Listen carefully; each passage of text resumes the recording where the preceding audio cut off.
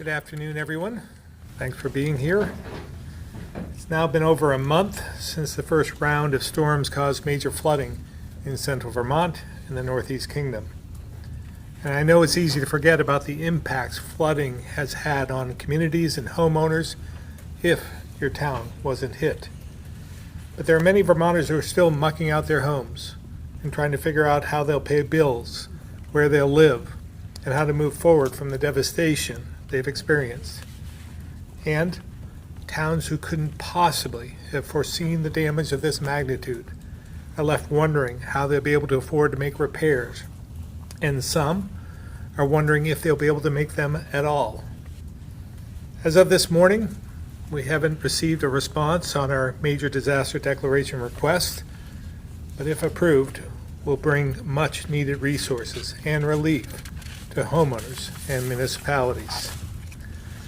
I've asked Chief Recovery Officer Doug Farnham to talk about some of the work his team is doing in the meantime. I also know many who were impacted and those helping out in the areas that were are starting to feel a sense of fatigue. For many, this is the second year in a row where instead of enjoying the summer, are cleaning up and rebuilding. And like last summer, with multiple storms bringing torrential downpours, there are many who have been at this year's cleanup for weeks. So I want to start by thanking all those across the state for all you're doing to help clean up, repair infrastructure, and help us recover. This includes first responders, town officials and road crews, utility workers, contractors, VTrans, ANR, our State Emergency Operations Center, Swiftwater teams, National Guard members, and many, many more who have stepped up again and again to take care of their communities, often sacrificing time with their families and putting their own safety at risk. There are also an army of volunteers and local organizations like Berry Up, Montpelier Alive, the Lamoille Area Recovery Network, Kingdom United Resilience and Recovery Effort, and many more. We've also seen organizations from out of state come to Vermont to help those impacted. There have been many groups through the Voluntary Organizations Active in Disasters, or VOAD, who have helped out, some for the second summer in a row. Last week, there were 7 volunteers who spent the day mucking out a basement and carried out 2,700 buckets of mud and muck, which weighed nearly 45 tons. This is just one of many stories of groups coming together to help out. So I want to thank the Mennonites, Southern Baptists, United Methodists, Red Cross, Team Rubicon, All Hearts and Minds, or All Hearts and Hands, and all the volunteers who have traveled to Vermont and spent their summer volunteering. Their service and strong work ethic is something that I appreciate. If you're looking to volunteer, it's not too late. Get involved with your local recovery group or sign up at volunteer.gov/volunteer. Vermont, let me do that again, vermont.gov/volunteer to be connected to a project in need of some help. Lending a hand, whether it's for an hour or an entire day, can really make a difference, and we need you. Those volunteering can't do it on their own.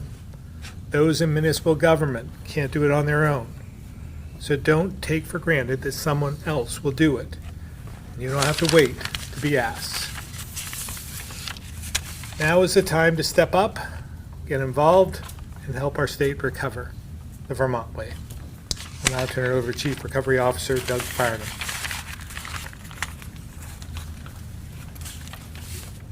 Thank you, Governor.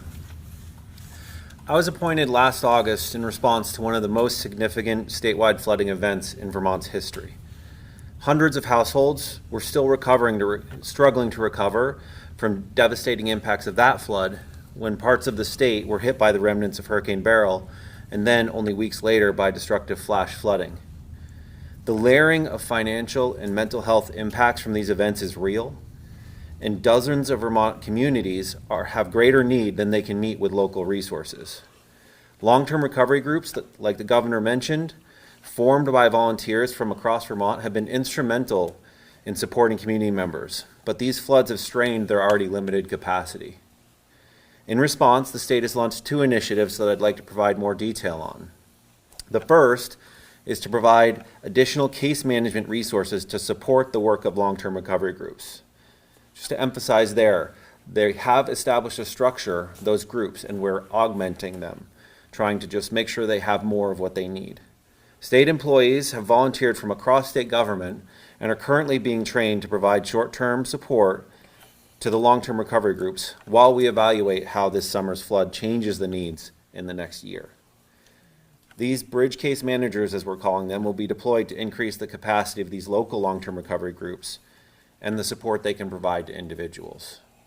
And as the governor mentioned, when there's a declaration, if there's a declaration, that will change what's available. But I want to emphasize that there is help from state and local programs now. And so these case managers are able to resolve some of the cases even before a federal declaration is issued. Second, the $5 million of state funds that was authorized by the Emergency Board is being deployed through a partnership with the Vermont Bond Bank. We're meeting with the hardest hit communities to distribute these funds and know that while the $5 million may help with some of the cash flow needs of municipalities, it will not be enough to close the gap. So we will continue to work with the Vermont Bond Bank and Treasurer Pichek on deploying a second round of lending to keep municipal finances stabilized and ensure that critical work continues to move forward. With that, I'll hand it over to Jason Gosselin from the Agency of Human Services. Thank you, Doug. Good afternoon. My name is Jason Gosselin, and I am the Emergency Management Director at the Vermont Agency of Human Services. I am also the Individual Assistance Officer for the state of Vermont. Individual Assistance, which is a FEMA program, is about helping families recover from disaster once a disaster declaration request is approved. Recovery is a long process. It is a phased approach and divided into short-term recovery, intermediate recovery, and long-term recovery. There are many partners in each recovery phase. One thing that is consistent is the value and importance volunteer groups provide in helping families recover. One example of short-term recovery following the July 10th flooding is the support received from the Southern Baptists, who provided just under 6,000 meals to communities impacted, as well as having 66 volunteers logging over 900 hours of mucking out homes impacted by the flood. They worked closely with the Salvation Army to deliver the food to the 2 needed communities. Another organization, as the governor had referenced, is All Hands and Hearts. This is a global disaster relief organization and currently deployed to the Northeast Kingdom to muck out homes that were flooded last month. These are just a few of the many volunteer organizations who have stepped up to support Vermonters, all of which are coordinated through the Volunteer Organizations Active in Disaster, or VOAD. VOAD not only has a national presence, but a Vermont unit consisting of 19 various volunteer organizations that has helped coordinate the volunteer recovery effort. Another volunteer example is a large gift of cleaning supplies from Lowe's. These supplies were distributed to several impacted communities and provided to families, as well as gift cards for building supplies. The same with UPS and their financial gift, as well as Catholic Charities and their financial gift. Thank you to all these organizations for their support, all coordinated through VOAD. These national partners with local chapters are just a couple of the many volunteer organizations that have stepped forward to provide assistance. As I have said before, recovery is a long process. Teams are tired. As we transition from short-term recovery to long-term recovery, volunteering continues to be a need. A combination of trained, experienced volunteer relief organizations plus spontaneous volunteers will help communities recover more quickly. I'm asking if you have the opportunity to volunteer, here are some ways that you can help. First, the Vermont Disaster Recovery Fund is a nonprofit organization that provides funding to help meet unmet long-term recovery needs of families impacted by disasters, which Holly from the Vermont Community Foundation will talk more about in a moment. Second, 10 long-term recovery groups, all staffed by volunteers, have been established throughout Vermont and are in need of support.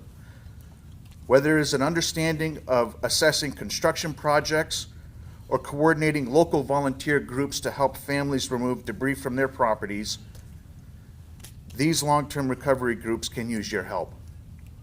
Please visit our 2024 flood recovery website at www.vermont.gov/flood for a complete listing of these long-term recovery groups.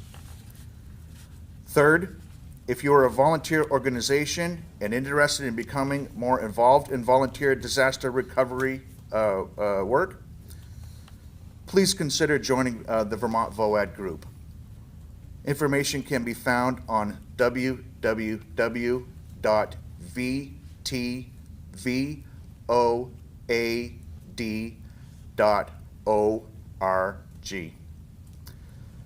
Finally, speaking of our flood recovery website, there is also a section where you can register to become a volunteer. Please consider volunteering here or through one of the long-term recovery groups.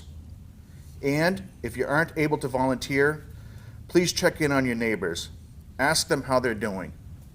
Bring them a warm meal, because in times like these, what may seem insignificant at the time can in fact have a large impact on those families that are mucking out their homes. Thank you for your time. I'll now turn it over to Holly from the Vermont Community Foundation.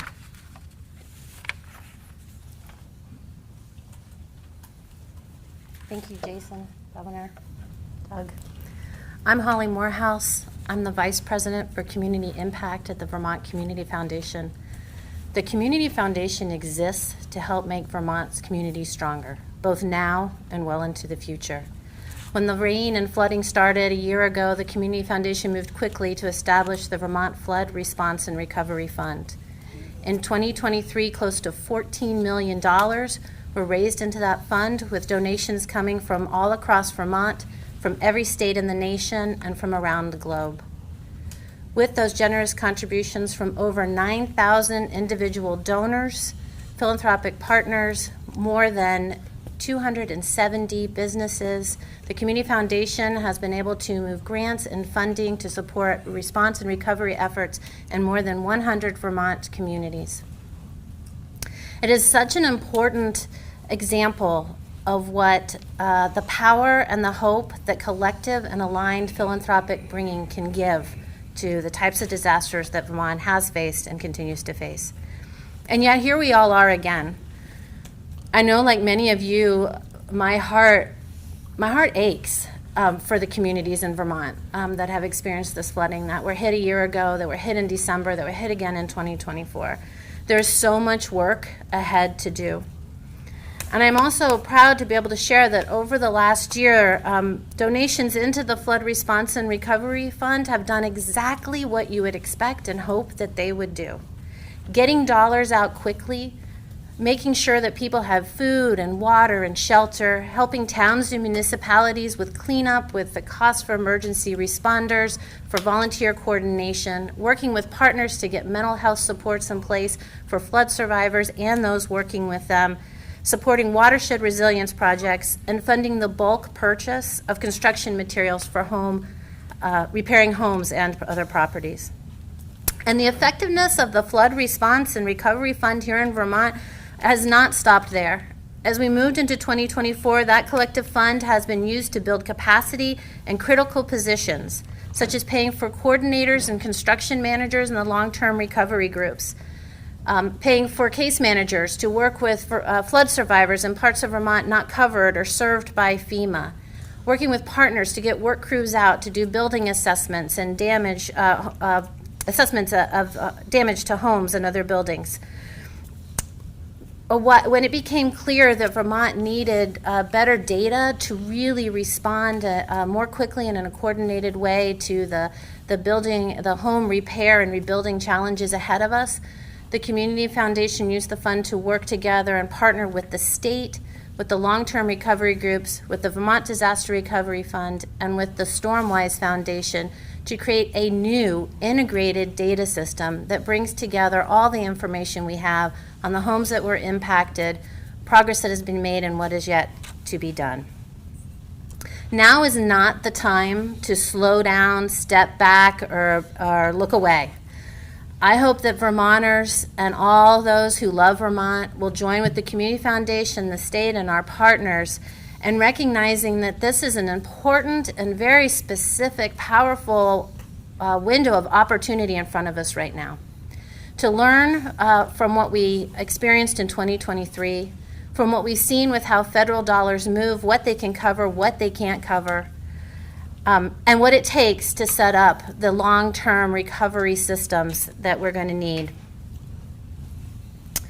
Many of you are giving locally to towns and organizations near where you live or that are close to you in your heart, and that is so amazing and so important, and please keep doing that. Please also consider a donation to the Flood Response and Recovery Fund so that collectively, together, we can ensure that folks get the help they need, not just in your town, but in all the impacted towns.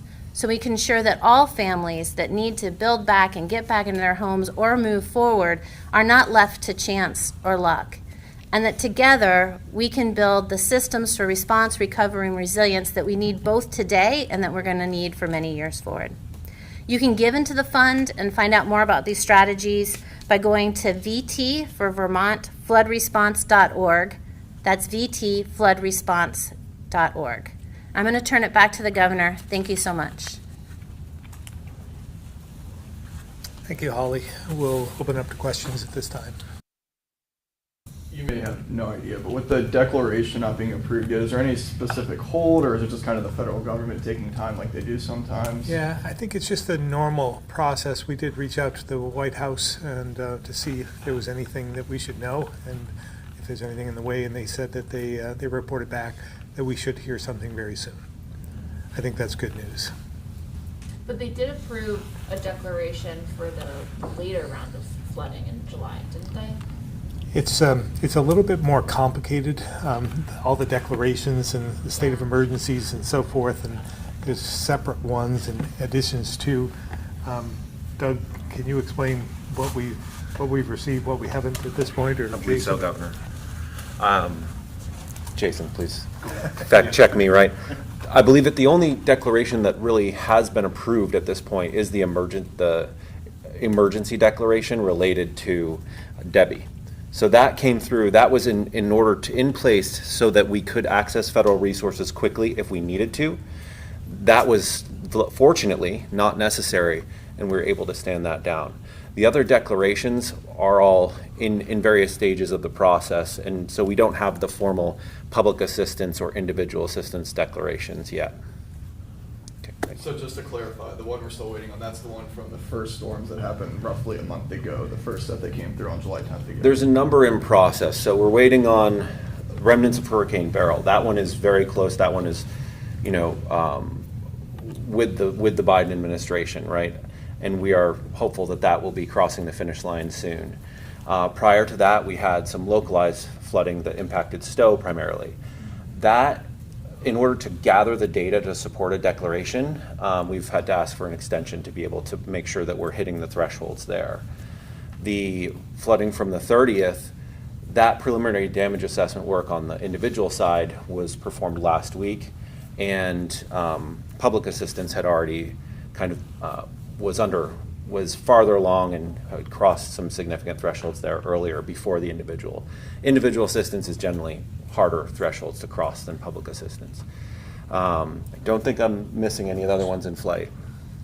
So those would be separate declarations for July 10th and July 30th? Yes, because of the way the Stafford Act is constructed, so this is not even necessarily something that FEMA has decision-making over. It's linked to what a storm system is, classified by the National Weather Service. And with Beryl, and then the events on the 30th, those events, National Weather Service is not likely to classify as a single storm system. I'm probably getting a little too in the weeds here, but how, when you're doing the damage assessments, can you even differentiate between damage from July 10th versus July 30th? That is a good question. It is extremely difficult. And one thing that can help protect us and make sure is trying to document the damage as quickly as possible. However, in some cases, it's several days or longer before you can actually get to certain locations to document. So we do have to do the best job we can in categorizing the damage and linking it to a particular event. But you've highlighted one of the significant challenges with the current declaration system that FEMA is, by the Stafford Act, kind of locked into. I think it's a challenge of the structure. So by the time we're done, we should have 3 declarations for the 3 different storms. How sustainable is this flood response model that relies primarily on volunteer work? We're seeing flooding becoming more frequent and we're leaning on volunteers, so how long can this go on? Yeah, I mean, we're not totally relying on volunteers. We certainly need them, and they assist us in a amazing way. But we're using, state resources, local resources, and federal resources as well. So it's a combined effort. But again, I think there is some fatigue, and but there's still a number of people who want to help. So that's why we're advocating for people to sign up, because there's still a lot of work to do. What has volunteer turnout looked like this year compared to last year? Again, I think it's different in different areas, because the need has been greater or different. When we saw last year in Montpelier, very well organized, there was a lot of effort there.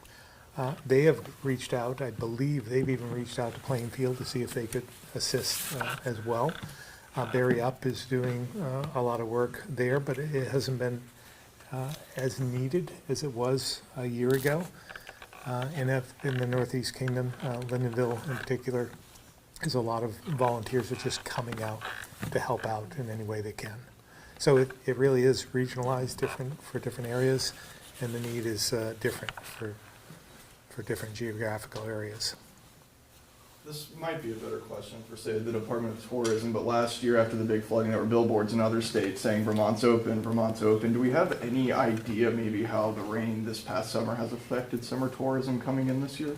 There's a couple of things we're watching, obviously, and we'll see it in the numbers when the revenues come in. But the state parks, for instance, are up over last year, even at this point in time. We had some state parks that were impacted. They're all open right now. Had to have some cancellations. But just anecdotally, when I went to, I think it was last week, when I went to Lyndonville, and I was going up Red Village Road and taking the turn off from Route 5, there was a line of traffic off from 91 to get on to 5 that I hadn't seen as much traffic in any time that I've been up there as I did then. A lot of out-of-state vehicles, people are still traveling and getting to their destination. So we'll see, and again, we'll know better when we see the revenue numbers that come in from rooms and meals and things like that.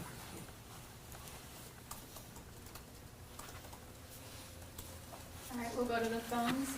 Tim McQuiston, Vermont Business Magazine. Good afternoon, Governor. I wonder about all the construction work that needs to be done. There's going to be, there's money available. There's still the regular, highway funds, those projects that are being lined up and are ready to go or in process. How do you prioritize now with the new need, and we're not even through finishing up on the July 2023 construction projects? How do you prioritize all that, given the workforce limitations, the construction limitations? And do you have to even triage some projects? Yeah, we're fortunate to have a number of quality contractors out there that have stepped up to assist, and I've been, I find it remarkable in some respects, being in the business for as long as I have, and knowing that you have a backlog of work, that they've been able to come forward and give us some relief, and from all areas of Vermont. So that other work, as you mentioned, still needs to be done. Life and safety obviously comes first, but right now they seem to be managing the workload. But I'll let Joe Flynn talk about the V-Trans projects. Thank you, Governor. Excuse me, Tim.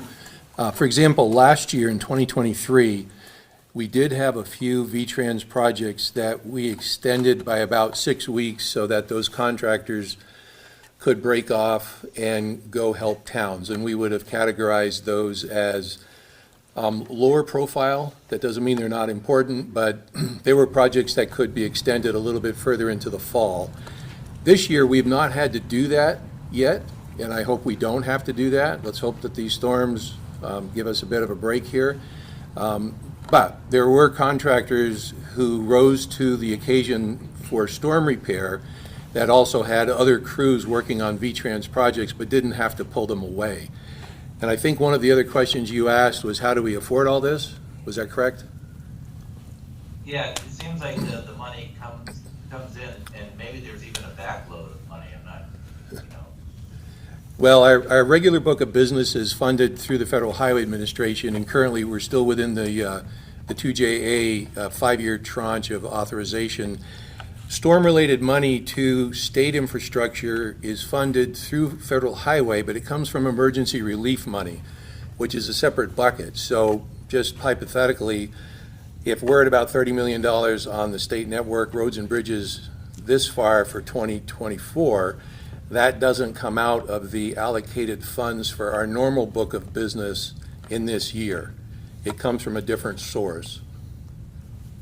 Do you have to pull from out-of-state contractors at all, Joe? We do have, in our regular book of business, we do have some companies that have out-of-state addresses, but they're in Vermont a lot, so they almost seem like Vermont-based companies, do good work for us. But we don't have to pull uniquely from out-of-state for storm recovery. Okay. All right. Thank you very much. Thank you. Lexi, Vermont Public.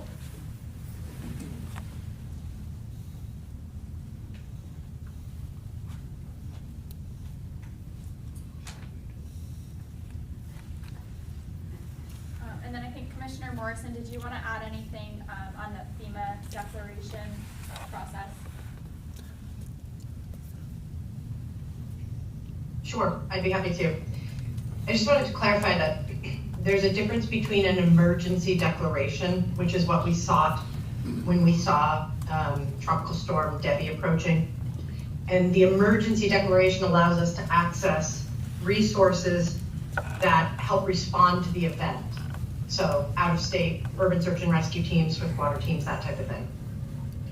That is very different, and sometimes I think it's getting confused by viewers or readers from receiving a major disaster declaration, which is the document that we are talking about coming back to us from the White House in the near future. And that is specific to the storm July 9 through 11, known as Beryl. Those requests go in after a process of damage assessments, and we believe we've met thresholds. We ask the White House for a major disaster declaration. That, if it is approved, is when things like funding for public assistance and individual assistance become available. So I think people have gotten a little confused between the coverage of an emergency declaration being made the night before Beryl and a major disaster declaration, which is something that comes well after a natural disaster and after you've started to do the inventory of damages and you've triggered thresholds, and then you ask for this MDD. So I just wanted to clarify that so that we could reduce the amount of confusion in the general public. Although I will just say that the entire FEMA construct is very confusing. we'll go back to Lexi one more time.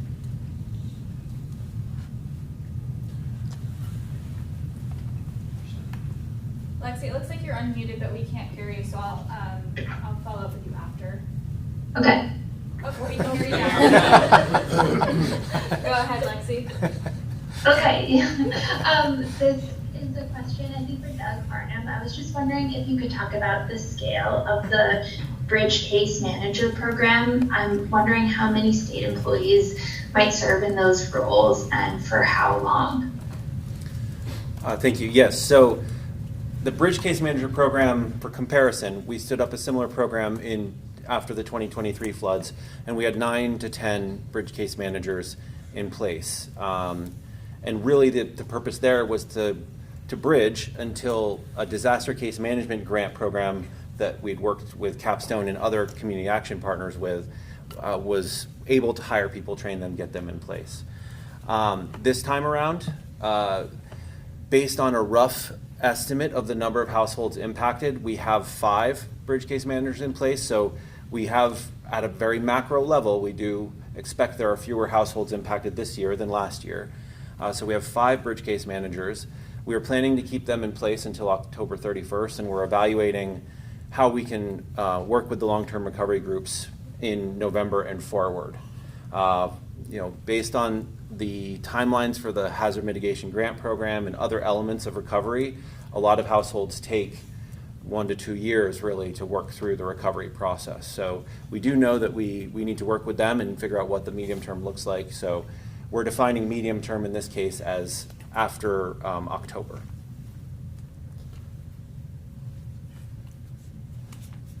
All right, we'll go back to the room. Governor, how are you feeling after the primary elections yesterday? Disappointing in some respects with the low turnout. 15% is not something to be proud of. And I'm not sure that we got the will of the people, so to speak. And I'm hoping in the general election that people are going to step up and do their civic duty and vote. We hear a lot of complaints about what's happening in our state, and we need people to vote to change it if that's what their issue is. So, there's another opportunity in the general, but I was disappointed in the turnout. What about in the results? I mean, I know specifically we're really supporting Stuart Lift, other in Chittenden Central, and Elizabeth Brown, and the Washington Chittenden District. I think turnout affected those races as well, because when you have a primary, and that's what I think some of my issues are with primaries, because it really attracts the party faithful, those, the extremes of any party, those who are most interested to show up to vote. So you don't really you get more polarization in some respects. You don't get the middle, because the middle doesn't seem to come out and vote at those times. So again, I think the low turnout affected those races, because they did pretty well in some respects. Came close, but couldn't get over the top. And again, I would just owe that to the party faithful. And so now I officially know Esther Charleston got the Democratic nomination, will be going up against you this November. So I guess, for you, once again, in a poll just a couple weeks ago, you were rated as the #1 highest approved governor in the nation. So I guess, what does November look like for you, kind of this path going forward now over the next couple months? Well, I don't think you'll see anything different from me. I've been fairly consistent about what I think our challenges are. I still believe affordability is an issue. Housing is an issue. Protecting the most vulnerable, the costs of living in the state, all those challenges are still there. So I'll be talking about those. I'll be engaging with candidates that are of the same minds, whether they're Republicans or Democrats, and hopefully we can get more of them into office. And John Rogers, you endorsed one going up against David Zuckerman. I guess, are you planning to go around and campaign with Rogers at all? Because Zuckerman, when he wants to be, seems like he can be a pretty powerful force to get out of the lieutenant governor's seat. Yeah. No, he's got a lot of name recognition. But I would say that John Rogers is up to that. He's a force as well, and he is not afraid to speak his mind. So it'll be a very engaging contest, I believe. How do you foresee your involvement with the down ballot races progressing as we get closer? Again, we will try and assist those of like minds, those centrist moderate candidates of either party who are trying to get elected, get their message out, and we'll assist in any way we can to get them elected. What will that look like? What is It might be different for different candidates. Just don't know at this point, but we're there to help.